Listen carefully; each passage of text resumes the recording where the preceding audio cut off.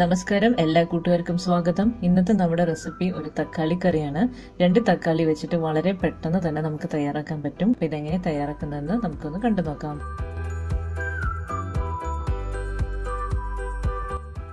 ഇതിനായിട്ട് ഞാനിവിടെ 2 തക്കാളി, പിന്നെ ഒരു ചെറിയ സവാള മീഡിയം സൈസ്, 2 പച്ചമുളക്, ഇത്തിരി കറിവേപ്പില, ഇത്തിരി എടുത്തിട്ടുള്ളൂ. ഇതിനെ നമുക്കൊന്ന് കട്ട് ചെയ്തെടുക്കണം. സവാള ഇപ്പോൾ വലുതാണെങ്കിൽ പകുതി മതിയാവും കേട്ടോ.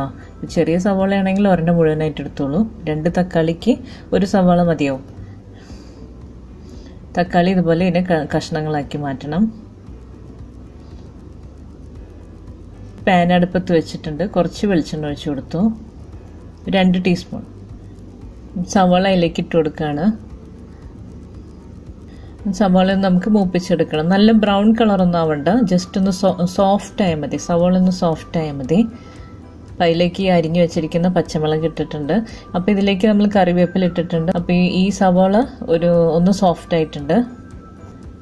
അപ്പം അതിലേക്ക് നമ്മൾ അരിഞ്ഞു വെച്ചിരിക്കുന്ന തക്കാളി ഇട്ട് കൊടുത്തു. ഇപ്പം തക്കാളി ഇപ്പം നന്നായി പഴുത്തിട്ട് ഇങ്ങനെ അത് നല്ല ഉറപ്പില്ലാതെ ഇരിക്കുകയാണെങ്കിൽ നമുക്ക് തലേ ദിവസം വെള്ളത്തിലിട്ട് വയ്ക്കുക, കുറച്ച് ഉപ്പിട്ടിട്ട്. എന്നിട്ട് അതിനെ പിറ്റേ ദിവസം എടുക്കുമ്പോൾ തക്കാളി നന്നായിട്ട് ഉറച്ച് കിട്ടും. അപ്പോൾ ഇതിലേക്ക് ഞാൻ ഇത്തിരി മഞ്ഞൾപ്പൊടി, 1/4 ടീസ്പൂൺ മഞ്ഞൾപ്പൊടി, ഒരു ചെറിയ ടീസ്പൂൺ കാശ്മീരി ചില്ലി ഇട്ടിട്ടുണ്ട്. ഒരു കളറിന് വേണ്ടിയിട്ടാണ്. നമുക്കിപ്പോൾ ഈ കാശ്മീരി ചില്ലി ഇല്ലാതെ പച്ചമുളകിൽ തന്നെ ഉണ്ടാക്കണമെങ്കിലും അങ്ങനെ ഉണ്ടാക്കാം. അപ്പോൾ ഇതിനെ നന്നായിട്ടൊന്ന് വഴറ്റി കൊടുക്കുക. ആ മുളകിൻ്റെയൊക്കെ പച്ചമണം മാറുന്ന വരെ നമുക്കൊന്ന് ഇളക്കി കൊടുക്കാം. ആവശ്യത്തിനുള്ള ഉപ്പിട്ടിട്ടുണ്ട്. ഇപ്പോൾ ഉപ്പും മുളക് പൊടിയും മഞ്ഞൾപ്പൊടിയും എല്ലാം കൂടെ നന്നായിട്ട് നമ്മളിതിനെ യോജിപ്പിച്ചെടുത്തിട്ടുണ്ട്. ഇനി നമുക്ക് ആവശ്യത്തിന് കുറച്ച് വെള്ളം ഒഴിച്ചിട്ട് ഇതിനൊന്ന് വേവിച്ചെടുക്കണം.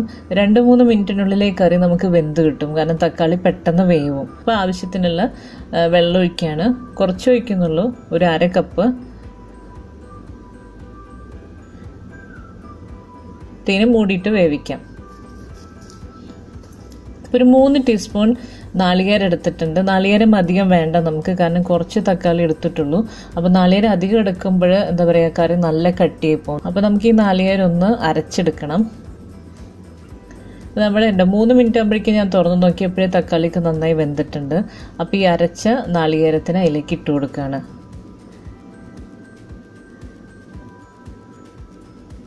നാളികേരം അരച്ച് ചേർക്കുമ്പോൾ ഒരു പ്രത്യേക ടേസ്റ്റ് ഉണ്ടായിരിക്കും ഈ കറിക്ക്.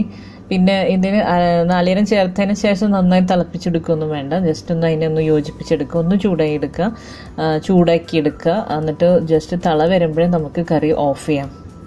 തിളച്ച് വരുമ്പോഴേക്കും നമുക്ക് കറി ഒന്ന് മാറ്റിയെടുക്കാം. എന്നിട്ട് നമുക്കിതിന് കടുക് പൊട്ടിച്ചിടാം. ഇപ്പോൾ 1 ടീസ്പൂൺ വെളിച്ചെണ്ണ ഒഴിച്ചു കൊടുത്തിട്ടുണ്ട്. അതിലേക്ക് 2 വറ്റൽമുളക് ഇട്ട് കൊടുത്തിട്ടുണ്ട്. ഒരു ചെറിയ ടീസ്പൂൺ കടുക് നന്നായി പൊട്ടി വന്നിട്ടുണ്ട്. നമുക്ക് അതിലേക്ക് ഇത്തിരി കറിവേപ്പില ഇട്ട് കൊടുക്കാം. എന്നിട്ട് ഈ കറിയിലേക്ക് ഒഴിച്ചു കൊടുക്കാം. കടുകൊക്കെ നന്നായി പൊട്ടി വന്നിട്ടുണ്ട്. അതിലേക്ക് കറിവേപ്പില ഇട്ടിട്ടുണ്ട്. എന്നിട്ട് നമുക്ക് ഈ കടുക് വറുത്തത് ഈ കറിയിലേക്ക് ഒഴിച്ചു കൊടുക്കുകയാണ്.